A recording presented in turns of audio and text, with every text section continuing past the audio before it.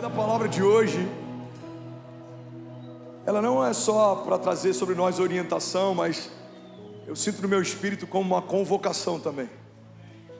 Todas as vezes que Deus quer fazer algo novo, Ele reúne os seus exércitos. Todas as vezes que Deus quer fazer algo novo, Ele chama para o povo a adorar antes da batalha acontecer. A gente vê na história momentos em que o louvor ia à frente num campo de batalha e o povo de Deus nem precisou guerrear, nem precisou desembaiar a espada. Eles estavam lá, mas eles não lutaram. Por quê? Porque quem celebra antes de acontecer, porque no seu espírito crê que já aconteceu. E eu quero, em nome de Jesus, liberar essa palavra, não como mais uma palavra, mas numa semana de aniversário. Estamos também vivendo uma semana de transição. Coisas que foram boas até aqui, talvez algumas não funcionarão mais. Direções que nos trouxeram até aqui, algumas delas não nos levarão ao novo. E a gente precisa estar atento, discernindo, a gente precisa estar sensível, porque as coisas mudam. Existem direções diferentes, existem frequências diferentes, existem linguagens diferentes. A Bíblia diz que o sábio discerne o tempo e o modo de todas as coisas. Discernir, entender o que Deus está fazendo faz com que a gente se mova debaixo da direção que Deus está nos dando. Uma coisa que eu aprendi, irmão, é que quem discerne estações evita frustrações. Tem gente que parou numa estação que Deus fazia algo incrível, Deus não está mais lá, mas as pessoas querem continuar celebrando aquilo que Deus fez no passado, mas não estão mais atentas àquilo que Deus está fazendo no presente. É por isso que a nostalgia tem roubado de muita gente a expectativa para o novo. Nostalgia é uma mentira. Nostalgia é uma lembrança açucarada de algo que vivemos e a falsa ideia de que aquilo que vivemos no passado é melhor do que aquilo que viveremos no futuro. Você olha para a sua infância e você fala: uau, a minha infância era tão maravilhosa, aqueles dias que eram bons. Não, eram bons naquele tempo. Hoje Deus tem coisas boas para fazer de novo. As músicas da minha época, aqueles louvores que eram bons, não, eram bons para aquele tempo. Deus está compondo novas canções, Deus está fazendo uma coisa nova. Alguém comigo diga amém.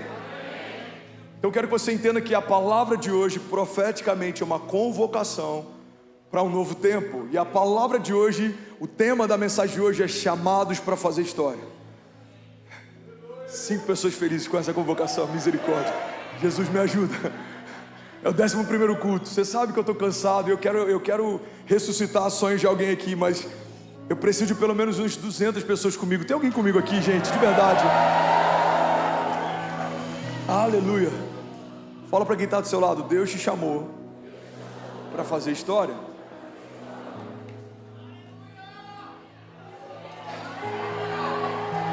Se não fosse assim, se for para Ele, você pode fazer melhor. Vamos, igreja. Existe mais. Vamos. Aleluia. Aleluia. Deus não te chamaria para viver nada abaixo da expressão daquilo que Ele é. Nós somos pessoas ordinárias, ou seja, não existe nada fora do comum em nós, mas servimos a um Deus extraordinário, ou seja, não existe nada em comum no Deus que nós servimos. O entendimento da nossa finitude faz com que a gente tenha ainda mais consciência do poder da eternidade de Deus. O entendimento das nossas limitações faz com que a gente tenha consciência do quão poderoso é um Deus que é ilimitado. O entendimento da nossa identidade faz com que a gente tenha uma consciência ainda maior do poder da pessoa de Jesus e do Espírito Santo e do Pai. Quanto mais consciência eu tenho a respeito da minha pequenez, mais consciência eu tenho a respeito da grandeza de Deus.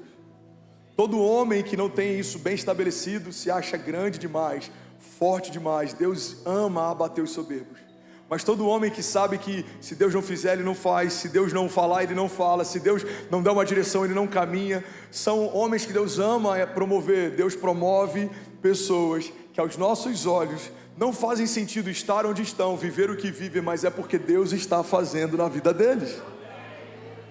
Deus ama abater soberbos e promover improváveis, porque a glória de Deus se revela em meio a impossibilidades. A glória de Deus se expressa em meio a improbabilidades. Quando olhamos para um homem gigante, que aos olhos de todo mundo seria um homem escolhido para ser ungido como rei, e Deus escolhe ele. Essa escolha não é inusitada, mas quando Deus escolhe um menino franzino que nem foi cogitado pelo seu pai para estar na sala naquele dia e levanta ele como rei sobre Israel, aí a gente vê que a história de Davi não é mais sobre Davi, é sobre o Deus que escolheu Davi. Quando a história fala a respeito de um menino que caminhava debaixo de uma capa colorida e foi vendido pelos irmãos e foi lembrado por Deus, e no meio de um calabouço ele foi feito líder, e pelo faraó, que era o homem de maior governo da época, ele foi feito governador, nós entendemos que a história de José não é mais sobre José, é sobre o Deus que fez José sonhar, e é sobre o Deus que sonhou com José. Quando olhamos para a história de Daniel, o homem que tinha mais sabedoria do que muitos sábios da época, um homem que fez com que leões jejuassem na presença dele, e vemos que não havia nada sobrenatural em Daniel que não havia sido dado por Deus. Entendemos que a história de Daniel, quando Deus começa a desenhá-la, não é mais sobre Daniel, é sobre o Deus de Daniel. Quando olhamos para Saulo, um homem que era um perseguidor da igreja, um homem que cresceu e foi ensinado aos pés de Gamaliel para ser um grande defensor da lei na época, e esse homem tem um encontro com Jesus, e a partir desse encontro não é mais um perseguidor de igreja, mas se torna um edificador delas. Entendemos que a história de Saulo acaba e nasce então a história do Deus de Paulo. Não é mais sobre Saulo, agora é sobre o Deus de Paulo.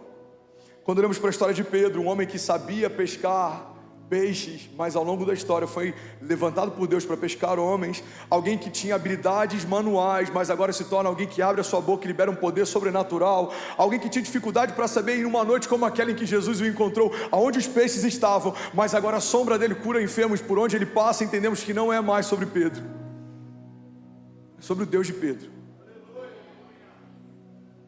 Quando olhamos para a história de tantos heróis da fé, Abraão fazia parte de uma região idólatra, mas porque obedeceu quando Deus chamou, foi feito pai da fé e pai de multidões, mesmo tendo a sua esposa estéril, viu o cumprimento das promessas de Deus, e não era mais sobre Abraão, agora é sobre o Deus de Abraão, e a Bíblia fala exatamente assim, o Deus de Abraão, o Deus de Isaac, o Deus de Jacó. Eu quero te lembrar que Ele pode também se tornar o Deus da sua história. Talvez alguns vão dizer, pastor, mas eu já reconheci Jesus como meu Salvador, então Ele é o seu Salvador, mas Ele também quer ser o Senhor da sua história. Não é só sobre um Deus que te salva, é sobre um Deus que também te governa. Se estivermos disponíveis para Deus, Deus está pronto para fazer história através de você. E aí você não vai só falar do Deus que te salvou, mas você vai poder testemunhar a respeito de um Deus que construiu uma história com você. André foi encontrado por Deus alguns anos atrás, mas a história de André hoje aponta para Deus. Por quê? Porque Deus é o Deus de André. Não é mais sobre a visão de André, não é mais sobre as ideias de André, é sobre o Deus que faz infinitamente mais do que tudo aquilo que eu posso pedir ou pensar, segundo o poder de Deus que em mim atua. A Bíblia diz que Deus é poderoso para fazer infinitamente mais do que tudo que pedimos ou pensamos, segundo o seu poder que em nós atua. Irmão, guarda isso. Quando a Bíblia diz que Ele é poderoso para fazer infinitamente mais do que pedimos ou pensamos, você percebe que Deus ancora o início daquilo que Ele vai fazer a partir da tua expectativa. Ele faz infinitamente mais do que você pediu ou pensou. Então começa com aquilo que você pede e pensa, mas termina com aquilo que Ele pode e faz. Não, alguém vai celebrar isso aqui junto comigo, pelo amor de Deus. A história de homens de Deus começam com aquilo que você pede e pensa, mas termina com aquilo que Ele pode, com aquilo que Ele faz. Quando a sua lista se esgota, a lista de Deus começa. Quando o natural se esgota, o sobrenatural começa. Quando as ideias de André se esgotam, as ideias de Deus começam. Quando a visão de Lucas termina, a visão de Deus para Lucas começa. Quando aquilo que Pedro pode fazer termina. Quando se esgota a capacidade de Pedro, a capacidade sobrenatural de Deus começa. Mas você precisa pedir ou pensar algo para que Deus então surpreenda a partir daquilo que você pediu ou pensou. Vilela, pega isso aqui em nome de Jesus. Deus está dizendo que Ele vai fazer infinitamente mais do que pedimos ou pensamos, mas isso não é um convite para omissão ou passividade. Não é para que você não peça ou pense, porque Ele vai fazer, não. É a partir do que você pede e pensa que Ele vai fazer infinitamente mais. Você precisa ter uma visão, você precisa ter uma expectativa, porque os céus não se movem por necessidade. A pergunta que Jesus mais fez é: o que queres que eu te faça? E Ele não perguntava isso porque não sabia o que o povo precisava. Todo mundo sabia que o paralítico queria andar, todo mundo sabia que o cego queria enxergar. Por que Jesus pergunta o que eles gostariam que Jesus fizesse, não é porque Jesus precisava do conteúdo da resposta, é porque quando você pede algo para Deus, quando você abre a tua voz e pede algo para os céus, você está construindo um caminho de milagres. Você lembra da história de Pedro andando sobre as águas? A Bíblia não diz que foi uma ideia de Jesus. A Bíblia não diz que Jesus veio andando sobre as águas e falou: ei Pedro, você aí, vem para cá. Vem cá, cara, deixa eu te mostrar algo legal, deixa eu te ensinar algo incrível. Pedro, olha só, eu estou andando sobre as águas. Não, a Bíblia não diz isso. A Bíblia diz que o caminhar sobre as águas na história de Pedro foi uma ideia de Pedro. Pedro diz: Senhor, se és tu, me faz ir ter contigo. Ouvimos a respeito de um homem que andou sobre as águas, porque um dia ele pediu para Jesus que o fizesse. Jesus, se é o Senhor, me faz ir ter contigo. Como Pedro chegaria até Jesus se Jesus estava no meio das águas? Só se Pedro fosse andando sobre as águas. Irmão, andar sobre as águas foi uma ideia de Pedro, mas tornar isso possível é através do poder de Jesus.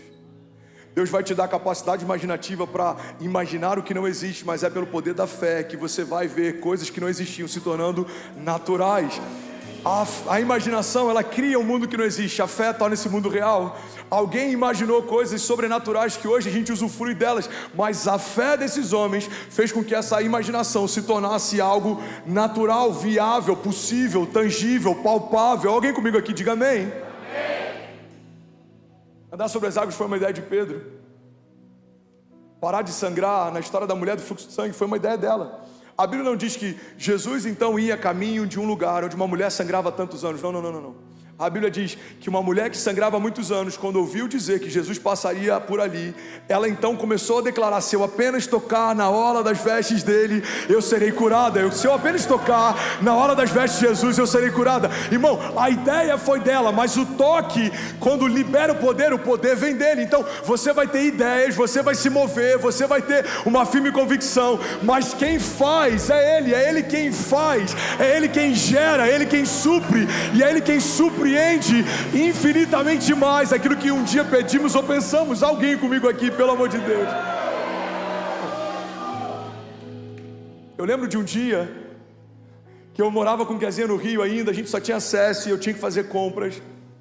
E se eu não me engano, eu tinha 60 centavos na conta nesse dia. Eu lembro que a Kezinha falou: amor, a gente tem que fazer compras. Eu falei: amor, eu sei, faz a lista. E esse faz a lista para mim era tipo assim: me dá tempo. Hoje a gente ri disso, mas isso que é o poder das cicatrizes. Tem coisas que hoje a gente ri, que um dia a gente já chorou. E é por isso que a Bíblia diz: se você está chorando com algo hoje, fique em paz, um dia você vai rir disso. O seu choro dura uma noite, mas certamente a alegria vem pela manhã. Sua vida não é uma foto, sua vida é um filme. Você não é a sua crise, você não é o seu momento, você não é o seu fracasso, você não é essa falta, você não é essa angústia, você não é esse desânimo. Você é quem Deus diz que você é, você tem o que Deus diz que você tem, você pode o que Deus diz que você pode. Então guarda isso, irmão. Quem desenvolve a capacidade de não duvidar no tempo ruim, vai se alegrar quando as coisas prosperarem. Aquilo que parecia o final da sua história vai ser só mais um testemunho nela. Amém? Eu lembro que eu pedi, Tiago, para ela fazer a lista, era só para eu ganhar tempo. Eu falei: amor, faz a lista aí. Ela falou: não, amor, vamos lá comprar o básico, tem muita coisa faltando. Eu falei: amor, deixa eu te falar, eu estou com 60 centavos na conta. Vamos esperar um milagre, mas Deus vai fazer. Sempre fez. Aí do nada, o pastor me manda mensagem e fala: Fernandes, cara, eu tinha uma agenda, eu não vou poder ir, você pode ir no meu lugar? Claro, pastor. Ele falou: cara, eu estou te mandando oferta, porque eles já até me enviaram, eu estou enviando para você, R$2.000. Eu falei, aleluia, aleluia.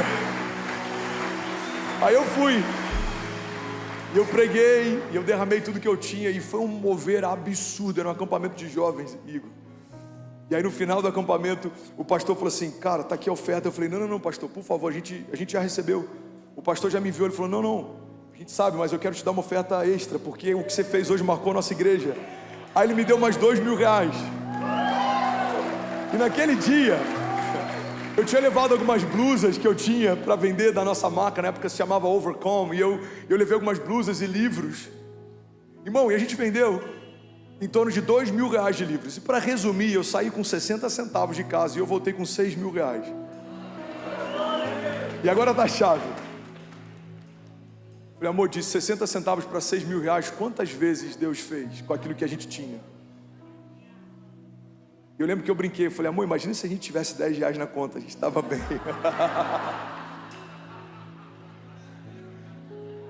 Qual foi a matéria-prima para o transbordo? O que eu tinha. Às vezes a matéria-prima do milagre é o nada. Onde nascem os milagres? Nas crises. Um paralítico viveu um milagre e começou a andar porque ele tinha paralisia. Um cego viveu um milagre e passou a enxergar porque ele tinha cegueira. A mulher do fluxo de sangue viveu um milagre e parou de sangrar porque ela sangrava. Todo milagre é uma resposta de Deus a algo que não está indo bem na terra. Desejamos milagres, mas muitas vezes esquecemos onde milagres são gerados. Os milagres nascem em meio ao nada, onde você não tem o que precisa. É quando Deus te socorre com o que Ele carrega. Deus, eu preciso enxergar, então seja curado, a tua fé te curou. Deus, eu preciso andar, então levanta e anda. Deus, eu preciso parar de sangrar. Com um toque você recebe o que precisa. Então, irmão, a matéria-prima para o milagre é o nada. Às vezes o que você tem é só uma crise. Mas se você coloca nas mãos de Deus, você vai receber dele a cura. Você percebe que o que você vai viver não está ligado diretamente ao que você tem, mas nas mãos de quem você coloca? Um menino que carregava o lanche para uma tarde, colocou o seu lanchinho nas mãos de Jesus e toda uma multidão se alimentou a partir da matéria-prima dele. Se aquele menino come o McFish, porque o primeiro McFish da história acontece com esse menino, ele tinha pães e peixes, vamos ser sinceros. Não era um quarteirão, irmão. Não era um... Não posso fazer propaganda, vai que o dono do Burger King está assistindo, vai ficar ruim pra gente. Aquele menino pega o McFish dele e fala, Deus, é tudo que eu tenho. Não foi uma promoção em dobro. Deus não pegou e falou, 2 vezes mais. Não. Enquanto havia alguém com fome, havia de comer. Mas não só supriu a fome. 12 cestos cheios de comida voltaram para casa. Esse milagre ensina para a gente que a matéria-prima daquilo que Deus vai fazer é aquilo que você tem, se você colocar nas mãos certas. Deus é poderoso. Cara, é por isso que eu amo pregar na nossa igreja. Eu nem entrei no esboço, nem vai dar para eu percorrer ele. Deus já levou para um outro caminho. Mas alguém está recebendo aqui, amém? Eu creio que alguém está recebendo aqui. Deus é poderoso para fazer infinitamente mais, mas aí tem algo onde Ele ancorou do que pedimos ou pensamos. Você precisa pedir, você precisa pensar, você precisa crer, você precisa visionar. Por que Deus faz tudo que existe quando nada existia e dá ao homem o comissionamento de nomear o que foi criado quando Ele não havia criado nada? Porque Deus está didaticamente ensinando para a criação que precisamos nomear aquilo que governamos. Por que eu sempre chamo o novo ano de melhor ano da minha vida? Porque é o nome que eu dou para cada ano que eu entro. Qual que é o nome de 2024? O melhor ano da minha vida. Qual que é o nome de 2025? O melhor ano da minha vida. Qual que é o nome de 2026? O melhor ano da minha vida. Então, eu passei a nomear, alguns anos atrás, cada novo ano que eu entro como sendo o melhor ano da minha vida. Eu passei a nomear as semanas, quando vão começar, como a melhor semana da minha vida. E por mais que para alguns céticos isso possa parecer positivismo, eu estou fazendo aquilo que Deus nos ensinou a fazer desde Gênesis. Nomeie os seus milagres, governe sobre todas as coisas, lidere sobre todas elas. O homem não participou de nada na criação, mas Deus comissionou para que ele nomeasse todas as coisas. Então ele disse, você vai se chamar a tal coisa, e a criação passou a ser nomeada a partir de uma palavra que saiu da boca de alguém que recebeu o governo de Deus. Irmão, toda nova estação está aguardando uma palavra de comando sua, para que ela se torne aquilo que você declarou que ela se tornaria. E é por isso que a gente tem que tomar muito cuidado com as palavras que usamos. Porque tem muita mãe, tem muita avó, muito avô, muito pai profetizando maldição sobre seus filhos e netos, gastando o mesmo tempo que poderia gastar para abençoá-los. Essa criança é uma peste. Esse menino não serve para nada. Essa menina faz tudo errado. Você precisa nomear. Você precisa governar. Porque a tua expectativa vai ser surpreendida pela expectativa de Deus. Você vai falar, o meu filho vai ser uma bênção. E Deus do céu está falando não só uma bênção para essa geração, mas a geração futura ouvirá histórias a respeito da história dele. A minha casa é um lugar de paz. E Deus vai dizer não só de paz, mas a paz que excede todo entendimento repousa sobre vocês. Essa igreja é uma igreja que vai tocar a nação. Deus está dizendo não só a nação, mas será um celeiro que vai abençoar as nações. Nações distantes ouvirão o que eu farei nesse lugar. Você pede e pensa, e Deus então surpreende fazendo infinitamente mais do que tudo que pedimos ou pensamos. Como que Ele vai fazer, pastor? Através do seu poder que em nós atua. Então a dinâmica dos céus é: você pede e pensa, Deus surpreende e faz. Como? Através do poder que depositou em você. Se você crer e não duvidar, se você avançar e não retroceder, se você olhar para a promessa e parar de olhar para os problemas, se você não se mover por aprovação, mas por uma direção, se você não ligar tanto para o que os outros pensam, mas você guardar o teu coração firmado naquilo que Deus pensa a teu respeito, irmão, é impossível você não viver uma história com Deus que seja infinitamente maior do que tudo que você já pensou ou sonhou um dia. Alguém está comigo? Diga amém. O tema da mensagem de hoje fala sobre homens chamados para fazer história. Eu quero te lembrar, e eu quero te provocar nessa noite. Você foi chamado por Deus para fazer história. Tem um pastor da Califórnia, ele diz algo que eu amo. Ele diz que viver fora da vontade de Deus irá nos colocar em perigo. Viver a sua vontade nos torna perigosos.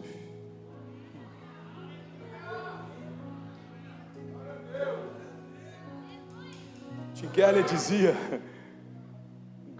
um grande teólogo, autor, faleceu, se não me engano, esse ano. Ele dizia que não mataram Jesus porque ele era um cara legal. Você não crucifica caras legais, você crucifica ameaças. Por que crucificaram Jesus? Porque ele ameaçava um sistema, porque Jesus ameaçava os religiosos, porque Jesus ameaçava a religião. Então todo homem que foi comissionado por Deus para fazer história, ele vai provocar o inferno. Eu falei sobre isso há 1 ou 2 semanas atrás.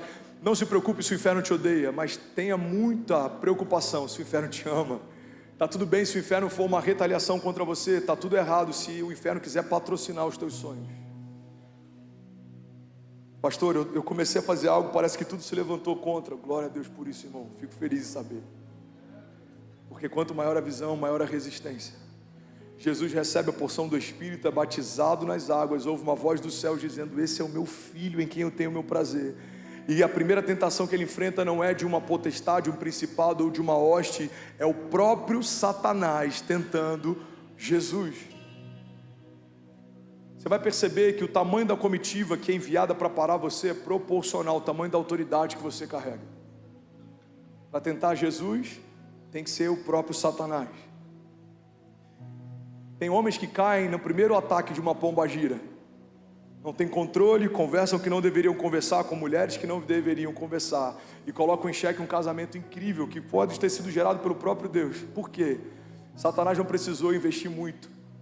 Com muito pouco, você abriu a guarda. E muito daquilo que Deus queria fazer pode ter sido abortado por conta de falta de vigilância. Quantos homens de Deus se perderam por conta de uma brecha? Quantos homens de Deus pararam por conta de cansaço? Todo homem de Deus que carrega algo e que eu admiro ou respeito, eu peço um conselho.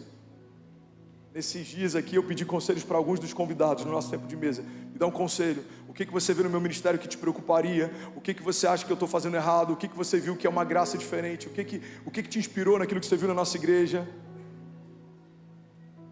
E com um deles eu estava falando sobre o cansaço. Eu falei: cara, construir é algo que me deixa feliz, é algo que me deixa... Mas ver coisas não saindo do papel é algo que me cansa. Por mais que meu espírito esteja feliz, ao longo de uma estação de tanto trabalho e edificação, a gente está cansado. E Deus tem falado muito comigo sobre o poder do descanso. Em algum momento eu quero ministrar sobre isso. E Ele falou: Fernandes, é muito poderoso você aprender sobre descanso, porque uma das coisas que mais paralisou homens ao longo da história foi o cansaço. O cansaço fez Elias, mesmo depois de viver algo tão sobrenatural, pedir para morrer. O cansaço fez com que Davi, mesmo sendo um ungido de Deus e um rei que nunca houve e nunca haverá sobre Israel como ele, ainda assim, num período em que ele deveria estar no campo de batalha, ele preferiu ficar descansando no palácio. Qual era o lugar mais seguro para Davi estar? Com uma espada em mãos, gritando na primeira fileira contra os seus inimigos. Por mais que ele estivesse cansado, o lugar do propósito, ele renova você. Qual o lugar mais perigoso para um rei estar? No palácio.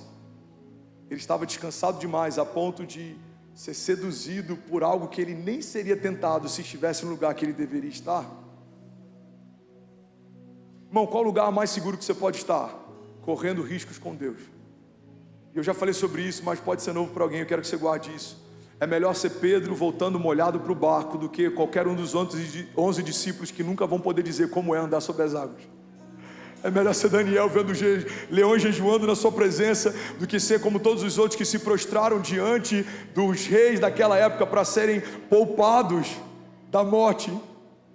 É melhor ser como Estevão, o primeiro mártir da igreja, com seu rosto brilhando com a glória de Deus enquanto os apedrejava, do que ser como todos os outros que negaram o nome de Jesus para que não sofressem danos. É melhor ser um visionário enfrentando retaliação de críticos, céticos, homens inférteis, líderes inseguros, do que ser alguém que não está fazendo nada demais porque preferiu estar no lugar onde você não incomoda mais o inferno. Irmão, incomodar o inferno não é só parte do teu desígnio, é parte do teu chamado, porque tudo que você faz aponta para Jesus e faz com que o inferno te odeie ainda mais. Quando você toca alguém e alguém é curado, o inferno que liberou uma doença sobre essa pessoa não vai ficar feliz com aquilo que você fez. Quando alguém vem à frente e fala, eu reconheço Jesus como meu único e suficiente Salvador, o inferno, que era o Senhor da vida dessa pessoa, quando perde espaço, não vai ficar feliz com aquilo que você está fazendo. Quando você aponta para os céus, quando você fala de Deus, quando você compartilha as boas novas, mas tanto faz se o inferno te odeia, nós sabemos que Deus nos ama. Deus amou você de tal maneira que Ele entregou o seu único Filho, para que todo aquele que nele crê não pereça, mas seja salvo. Deus ama você, Deus chamou você, Deus confia naquilo que Ele depositou em você. Deus, Ele trouxe desígnios sobre você, Ele dá armas para você, armaduras espirituais, segundo Efésios 6:10, pelas quais resistiremos ao inferno, permaneceremos de pé, independente das investidas do inferno, independente das ciladas que vêm contra nós. Maior o que está em nós do que tudo que se levanta ao nosso redor. Alguém está comigo aqui? Diga amém.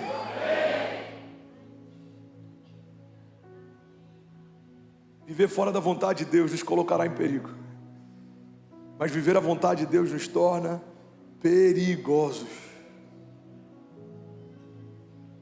Você foi chamado para incomodar, irmão. Você foi chamado para incomodar. Você acha que todo mundo alegra a força do crescimento da nossa igreja? Eu não estou falando só de pessoas de outras religiões que talvez possam não se alegrar com o que Deus está fazendo. Eu estou falando de líderes religiosos dentro da própria religião. Oi, gente, não me comprometam. Foi só um ato falho diante de Deus, que não foi uma ironia, foi só um ato falho. Quanto maior a visão, maior a resistência. Quanto maior o levante de quem vem contra você, maior a patente que você carrega. Quando Davi era um pastor de animais tentavam parar Davi, ursas, leões. Quando Davi recebeu unção de rei, reis tentaram parar Davi. Qual é o tamanho da patente que você carrega? Qual é o tamanho da visão que você carrega? Não se engane, é proporcional ao tamanho do levante que você vai enfrentar. Mas eu prefiro ver principados se levantando para tentar parar uma visão que Deus me confiou, do que o inferno nem saber o meu nome, porque eu não estou fazendo nada que incomode eles. Você é uma falha no sistema, você foi chamado para fazer história com Deus e, consequentemente, quem faz história com Deus não alegra qualquer coisa que não seja de Deus. Quando você se move por uma agenda de Deus, você sabota uma agenda do inferno. Quando você estabelece o reino de Deus, você está desestabelecendo em alguns lugares o império das trevas. Olha que poderoso isso, irmão. A Bíblia diz que nós fomos transportados do império das trevas para o reino do Filho do seu amor. A Bíblia deixa claro que existe uma diferença entre a construção daquilo que o inferno faz e daquilo que Deus fez. O inferno se move a partir de império, homens que controlam homens, mas Deus estabeleceu um reino O que Deus está fazendo na nossa igreja não diz respeito a um homem que lidera o império, diz respeito a um Deus que estabeleceu um reino. E o próprio Jesus disse: olha, eu irei edificar moradas com meu Pai para receber vocês. E se assim não fosse, eu não os teria dito. Nesse exato momento, existem moradas sendo construídas nos céus para aqueles que estão fazendo história com Deus. Você não vai ser lembrado pelo tamanho do teu patrimônio, você não vai ser lembrado nos céus nem respeitado pela quantidade de empresas que você abriu, ou pela quantidade de dólar que você movimentou, ou pelo salário que você tinha, ou pela posição que você tinha, mas por aquilo que você fez com Deus. Tanto faz se você é um CEO na terra, o que importa nos céus é a patente que você carrega nos céus, porque um CEO dura algum tempo, uma empresa dura algum tempo, uma fortuna dura algum tempo, mas o galardão é eterno, ele dura para sempre e ecoa para sempre. Alguém comigo aqui, pelo amor de Deus.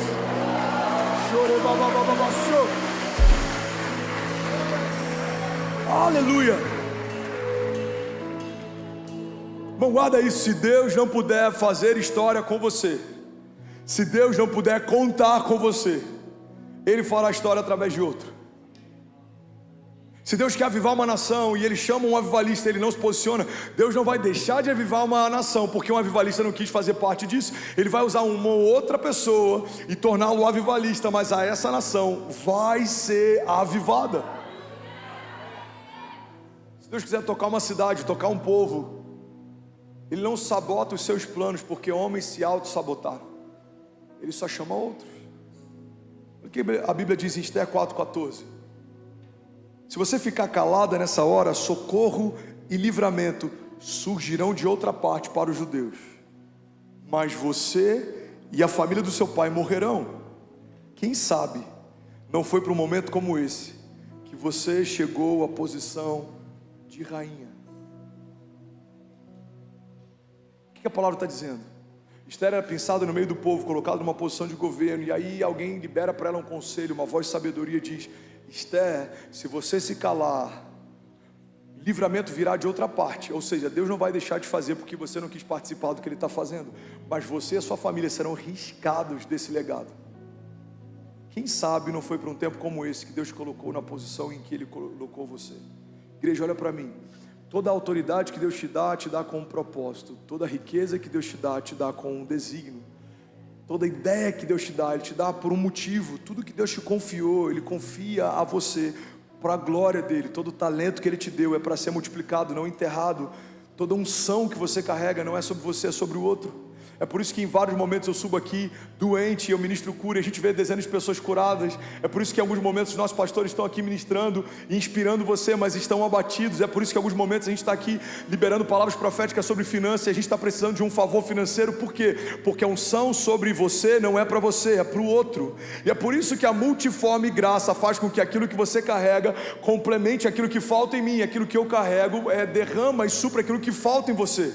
É por isso que a igreja de Jesus, um corpo ajustado, é tão poderoso e invencível, porque se cada um aqui carrega algo e derrama sobre o outro, nós nos tornamos imparáveis. Existe algo que você carrega que eu preciso, existe algo que eu carrego que você precisa. Então quando a gente começa a liberar aquilo que Deus liberou sobre nós, irmão, ninguém para a igreja. Você pode levantar suas mãos em nome de Jesus e declarar com autoridade, diga: ninguém para a igreja.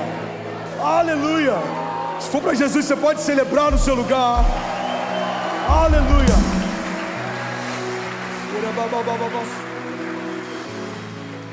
Deus te chamou para governar, irmão. Fala para quem está do seu lado: Deus te chamou para governar.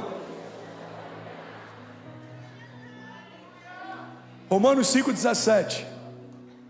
Se pela transgressão de um só a morte reinou por meio dele, muito mais aqueles que recebem de Deus a imensa provisão da graça e a dádiva da justiça reinarão em vida. Pega isso aqui, irmão. Reinarão em vida por meio de um único homem, Jesus Cristo. Vou fazer um pedido voluntário. Se puder fechar aquela porta lá no final. Um abençoado entrou ali, deixou ela aberta. Me ajudem, por favor. Obrigado, gente, vocês são incríveis. Salva de palmas para os nossos voluntários apaixonados. Glória a Deus. Pastor, você fica de olho em tudo, irmão. Na minha casa eu não gosto que ninguém deixe a porta da geladeira aberta. Amém? Na casa de Deus, então, eu tenho que ter mais zelo do que eu tenho na minha casa. Glória a Deus por isso. Vamos celebrar aqui, só abrindo parênteses, cada voluntário que você viu nesses 11 cultos, nos últimos 6, 7 dias. Você pode celebrar cada voluntário da produção, consolidação, intercessão, mídia, áudio, luz, diaconia, streaming, kids, segurança, parking, produção, staff, music. Aleluia, aleluia. Romanos 5,17 está dizendo o seguinte: quando um homem pecou, a morte recebeu, por conta do seu pecado, a autoridade para estabelecer governo. O governo era nosso, mas pelo pecado foi transferido. Mas na redenção, aquilo que havia sido perdido foi restaurado. Igreja, olha para mim, vocês estão comigo? Diga amém. Um dos significados de redenção é resgate. O que é um resgate? É algo que havia sido perdido e foi retomado. Por isso, o que o Evangelho propõe não é nada necessariamente novo, mas fundamentalmente é voltarmos para uma posição que já havíamos sido estabelecidos desde o princípio. Temos acesso à vida eterna, já tínhamos antes da morte entrar na história. Os nossos dias passaram a ser contados depois que pecamos. Temos acesso a governo, reinaremos em vida. Já reinávamos e governávamos no princípio, até que, quando pecamos, o nosso governo foi transferido para a morte. Não tínhamos preocupação, ansiedade ou morte. Por quê? Porque éramos supridos em tudo. E tínhamos os pensamentos do tipo de Deus e a mente de Deus. E é por isso que a Bíblia diz que precisamos ser renovados pela transformação do nosso entendimento, para que então possamos experimentar a boa, agradável e perfeita vontade de Deus. Transformação fala a respeito a voltar a uma forma que havia antes. Você tinha uma forma, então o Evangelho ele te transforma, ele te traz de novo ao modelo inicial que Deus já havia estabelecido. E nesse modelo você governa com Deus, nesse modelo você não tem medo da morte, nesse modelo você não tem uma deadline, não tem mais um final da tua história, porque no princípio fomos feitos para ser eternos como Deus é, fomos feitos à imagem e semelhança de Deus. Então em Deus há a eternidade, Ele é o Pai da eternidade, e em nós no princípio também. Em Deus há governo, Ele governa sobre todas as coisas, em nós também. Em Deus há poder criativo, Ele abre a sua boca e declara haja, e tudo que existe, existe porque a partir dele tudo que foi feito se fez. João diz sobre isso: se não fosse por meio dele, nada do que foi feito se fez. Então precisamos entender que quando acessamos a graça e estamos novamente nesse lugar que não deveríamos ter saído, precisamos caminhar, precisamos usufruir daquilo que tínhamos desde o princípio: governo, autoridade, eternidade, santidade, intimidade, relacionamento com Deus, paternidade, filiação. Nós não somos mais escravos, agora somos livres. Nós não somos mais pecado, agora nós somos justiça de Deus. Nós não estamos mais com pires na mão pedindo algo para os céus. Nós recebemos dos céus toda a provisão que nós precisaríamos em algum momento.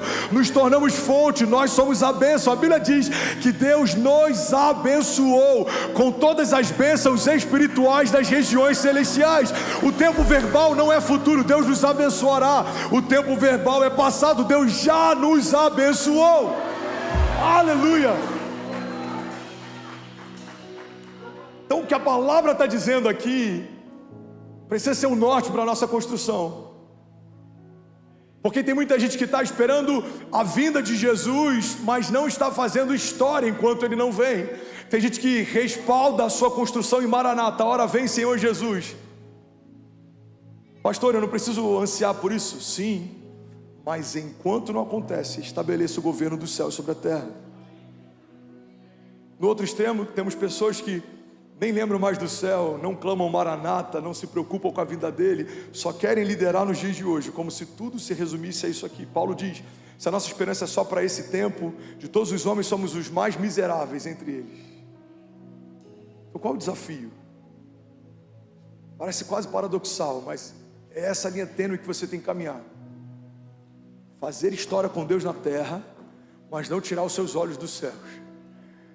Governar nos dias de hoje, mas saber que tudo isso aqui passa, e o que Deus tem para você de maior peso e valor aponta para a eternidade. Alguém está comigo aqui? Pedro, quando Jesus pergunta: por acaso vocês querem ir com eles também? A multidão está indo embora, vocês querem ir junto? Pedro fala: Senhor, para onde iremos nós? Se só Tu tens as palavras de vida eterna. Não há outro caminho, não há outro Deus, não há outro nome, não tem mais um plano B. A gente está estragado para tudo. Pega isso aqui, irmão.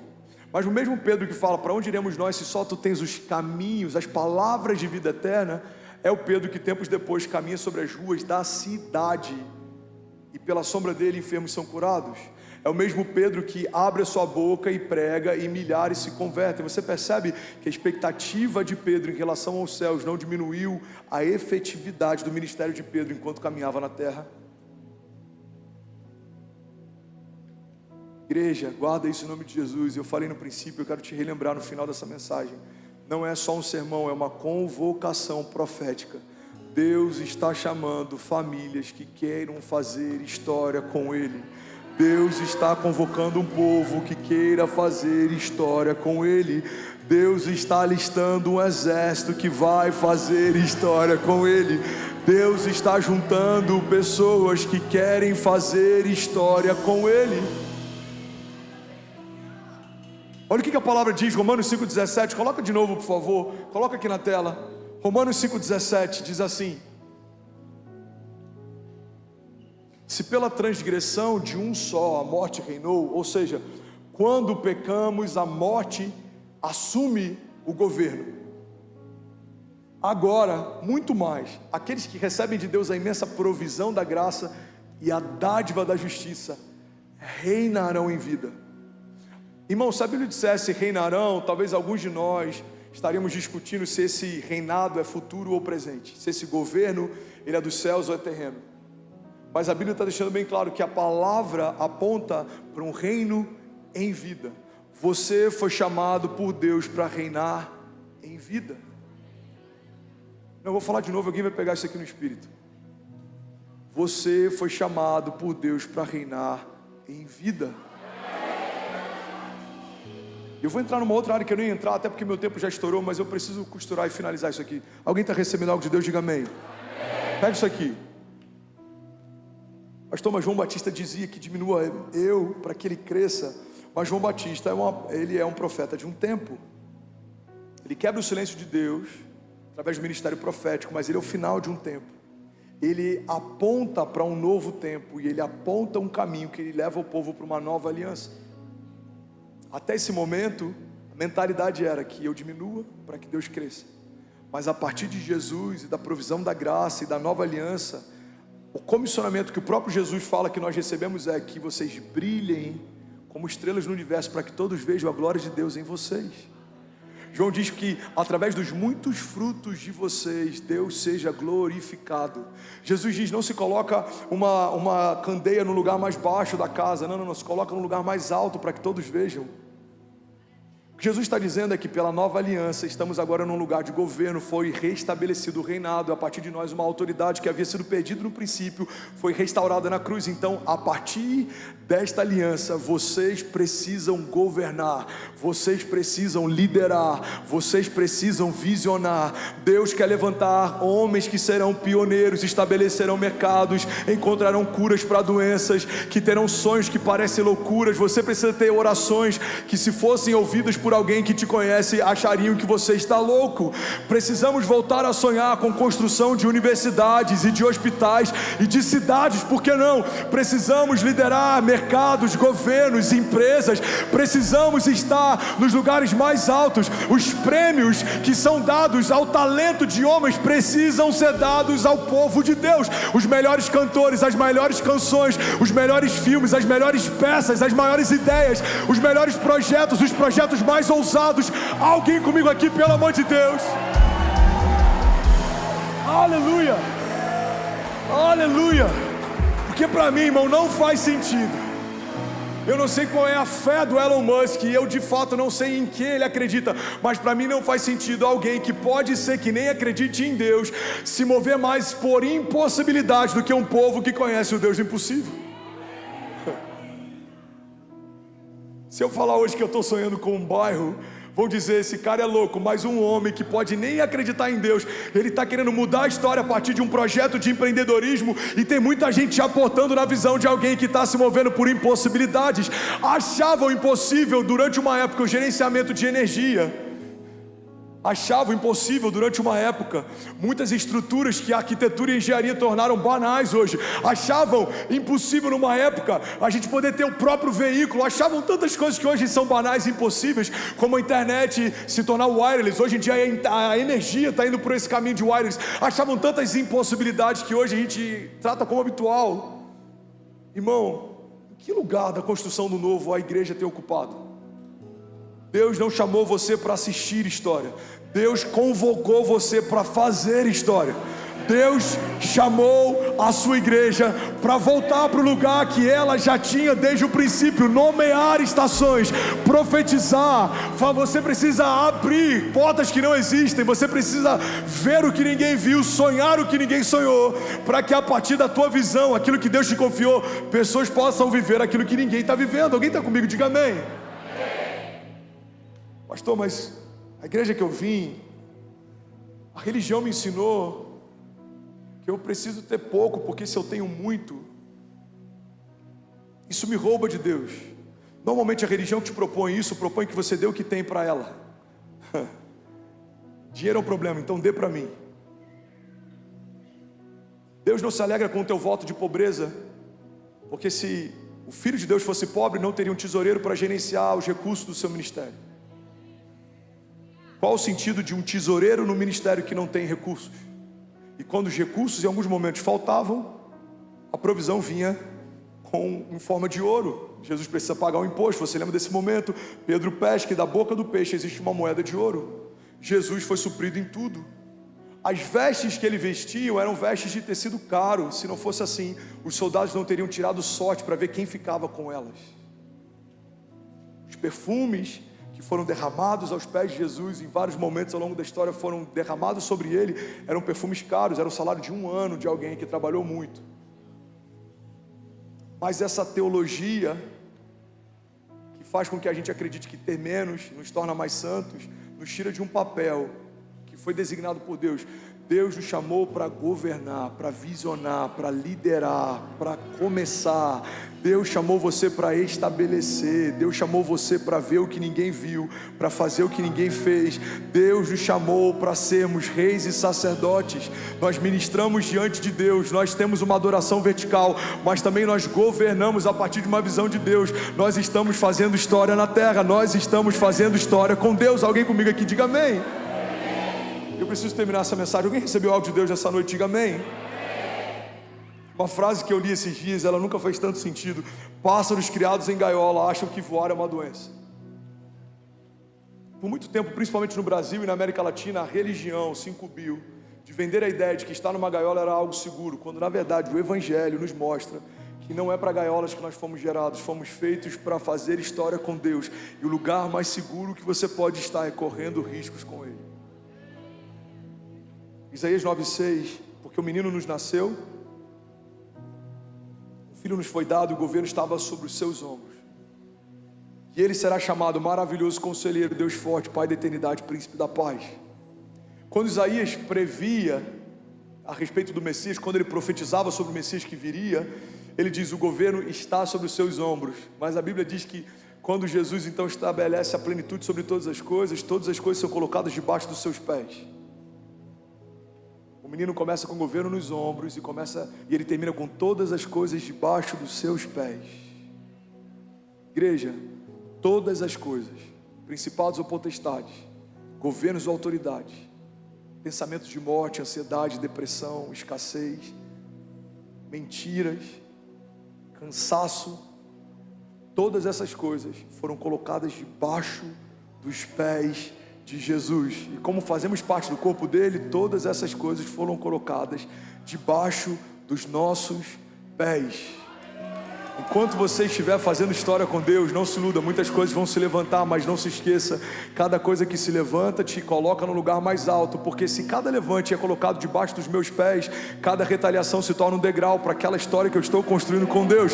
Então eu lembro que no passado, eu passei por degraus, falta de dinheiro para fazer compras, falta de dinheiro para suprir necessidades, mas todas as coisas foram colocadas debaixo dos meus pés, então eu acesso o lugar mais alto, e aí vem novas retaliações, principados, potestades, levantes, autoridades, homens maus, mas todas essas coisas foram vencidas na cruz do Calvário. Então eu estou sobre um novo degrau, lugares mais altos. Deus tem para nós lugares mais altos. Alguém crê nisso? Diga amém. Então fica de pé no seu lugar, eu quero profetizar sobre você. Deus tem para você lugares mais altos. Não importa o que se levanta, o que te sustenta é o Deus que te chama pelo nome, irmão. O que se levanta podem ser principados ou potestades, podem ser gigantes, pensamentos de morte, mas você precisa entender que a tua segurança não está na possibilidade de uma vitória amanhã. Pastor, você está dizendo isso, mas amanhã eu tenho uma batalha, eu preciso vencer amanhã. Não. Igreja, olha para mim, pega essa chave. Tem muita gente ansiosa achando que a sua vitória pode ou não vir amanhã. O problema de amanhã, a reunião de quarta-feira, o desafio daqui a 10 dias. Você precisa entender que a tua vitória não é sobre um tempo futuro. A tua vitória foi garantida no tempo passado. Na cruz do Calvário, há mais de 2000 anos atrás, Jesus fez de todo o inferno um espetáculo público, triunfando sobre eles na cruz. Fomos feitos mais do que vencedores, irmão. Em Jesus você não vai vencer, você já venceu. Cheira bababababachou. Feche seus olhos em nome de Jesus. Eu quero orar com você enquanto o instrumental lidera a gente. Você que é batizado com o Espírito Santo, abra sua boca, libere o seu som. Igreja, Deus está nos chamando para um novo tempo. Deus está chamando homens e mulheres que queiram fazer história com Ele. Não é sobre religião, não é sobre você ter um saldo bancário melhor, não é sobre construção de patrimônio. É sobre você se tornar quem Deus te chamou para ser. É sobre você se tornar quem Deus te chamou para ser. É sobre você tirar projetos que Deus te deu da gaveta. É sobre você trazer à existência aquilo que naturalmente ainda não existe. Vamos, feche teus olhos. Promessas antigas sendo restauradas, sonhos de Deus sendo avivados, palavras que Deus liberou sobre você desde o ventre da tua mãe, portas que o Senhor quer abrir, milagres que o Senhor vai fazer. Pai, nós trazemos a existência profeticamente no aniversário da nossa igreja, nessa transição do velho para o novo, do velho para o novo, do velho para o novo. Nós declaramos: o Senhor está fazendo uma coisa nova. Cheira bababababachou. Nós cremos, Jesus, nós cremos, nós cremos, nós cremos. Há um tempo de favor de Deus. Os céus estão abertos, não há impedimento. Não há nada na terra capaz de nos impedir de romper. Não há nada debaixo dos céus capaz de nos impedir de avançar.